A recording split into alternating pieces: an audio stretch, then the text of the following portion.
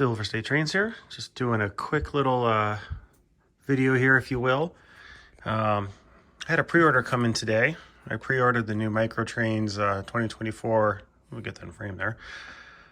I pre-ordered the new Micro Trains 2024 Christmas car. So I have the 2023 and now the 2024. So this is it. I don't think it does anything like the Halloween car. I don't see it has like a little magnet thing, but I'm not going to take it out and put it on the track just yet. So, but reason why I wanted to make a quick little video is I know I had a viewer ask me for an overview of my layout, and I'm going to try to do the best I can of a elevated layout here. So I believe my layout's 13 feet long, and this area here is about, what did I say it was, about 40 something inches. So, and it's I think it's a little over 32 inches deep here. So this is this area here. So I have the passenger line running here in the back. So this is a complete independent outer loop. And then I have the freight line here, which is its own independent loop. I got an industry here, as well as a little spur or industry over there as well. And then as you can see here, the layout runs, again, it's a good 13 feet long end to end here. It might even be a little bit longer. I don't really recall. So it's got 4 different elevations.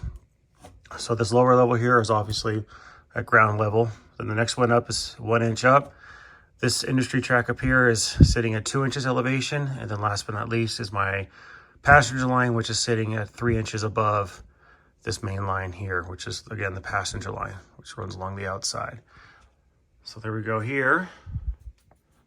Takes a little jaunt this way, and then it goes out to this bump out here, which is this is a 4x8 sheet of plywood, if you will, cut down to, I think it's 6 feet.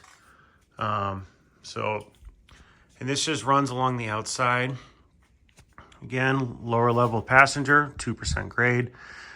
Next one up here is a freight line. This is a mixture of 2% and 3% to get me the height that I need over here.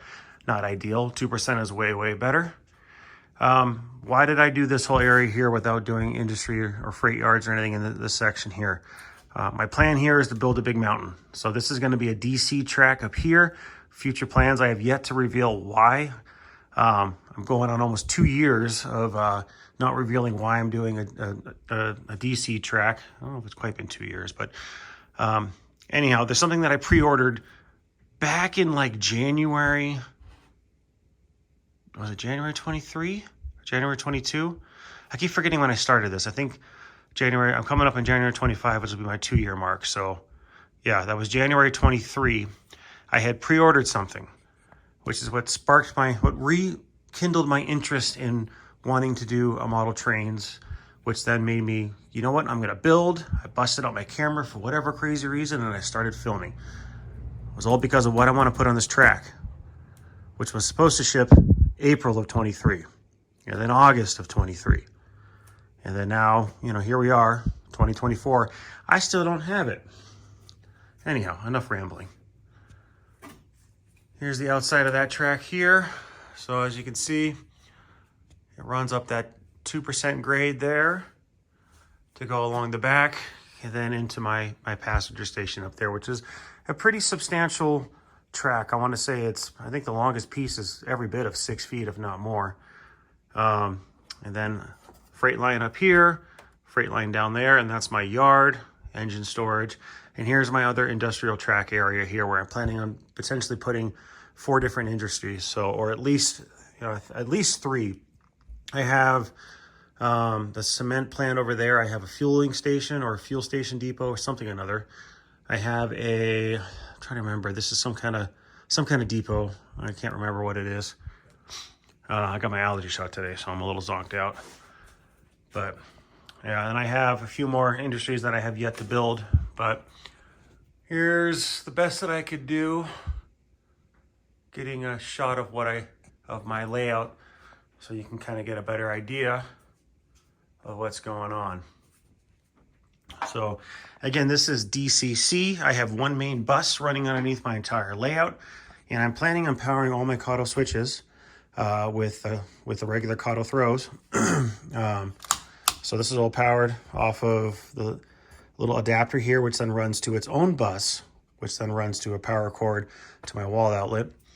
So that's going to power all my switches. I have yet to build the rest of them just because I'm still working. I didn't want all this sticking out and kind of getting in my way of being able to reach. So all my wires are just hanging loosely underneath the layout for me to deal with at a later time. I also have some switches here, which enables me to kill each individual engine storage track, because this is another track where I'm going to be storing engines here. So this will be where I will store some kind of yard engine to help shuffle cars around here, because my plan is to bring in a nice long train. I could break it into two right here, drop and go, and then this yard engine here can shuffle everything around. That's one way that I can kind of do things. So one plan I have, if you will. So I have that capability there. I can kill that track. So if I have a sound engine or whatnot, kill the power, so I don't have to sit there and listen to it, and it'll restart when I kick it back on. So this is just tied into the feeders. So the one line of each feeder goes here and then continues onto the bus. So it acts as the brake. I use NCE power cap for my DCC needs, as well as I have I forgot what that's called, a something X. It's basically a circuit protector. So I have that in line heading to my bus, just in case I screw something up, I don't fry an engine, which I've yet to do. But anyhow, this is a quick little overview of my layout. I do have shelving up here. I went cheap and got this really crappy, super flimsy wood, which was a mistake, but it was cheap. I was able to accomplish what I needed. I got all my brackets in there, which I did put in some extra one to kind of support it. And then I daisy chained these LED light bars together to give myself some overhead lighting, because my lighting in this area is not that great. I do have, where is it? I do have an LED light strip bar up here, but I think it's only a 4-foot light, and it's not really enough to light this up kind of well. If I kill my lights here, which I have a little strip down here, which I use. So as you can see, killing that dramatically cuts what light I have. The other reason why I like having this light up here, it's kind of like a fail-safe idiot light, if you will, where if I go, hey, did I kill the power to my track? So I'm not sitting here, engines getting power all night long, frying stuff or whatnot. I can quickly look outside or even peek out my front door to see if I have this ominous glow in my garage. And that's my FBI clue that something isn't right. Go out there and kill the power. So that's kind of what I did for myself, because I don't know about you guys, but sometimes I'm an idiot and I need those little telltale reminders to make sure that I have killed the power to my layout so I don't fry anything. So anyhow, hopefully to you viewers that have been asking about getting an overview of my layout, that hopefully that scratches that itch that you guys had and provides some information. So I don't know if I said this here. 4% grade here for my passenger line. That was a mistake. Why did I do it? I had it. And as you all know, these aren't the cheapest things in the world. I think they're about 30 bucks, something like that for a set. So my wallet pushed me and I went with it because I had it. An extra one sitting brand new unopened in a box. So I used it. I figured downgrade, not a big deal. It was a mistake, to be honest with you, because going from flat to 4% is a pain in the butt. And as you can see, I've been trying over there to work that out, and it's okay, but it's a nightmare. But what's nice about the 4% grade is going from three inches down to 0.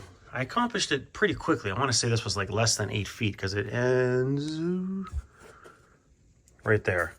So the 4% grade ends right there. So I accomplished what I wanted to pretty quickly, because I didn't want the passenger line being above or equal to the freight line up there in my yard. I wanted it down out of the way. So I accomplished that goal at the cost of pain in the buttery up there, if you will. So yeah, I wouldn't do that again. I don't recommend the 4% grade.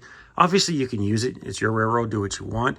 But if you want to running long trains or whatnot, it's just kind of a nightmare to work with, at least in my experience. I've done it on 2 different layouts now, and I don't ever intend to do it again because I don't have any more 4%. So I'm not going to be stupid and buy it again.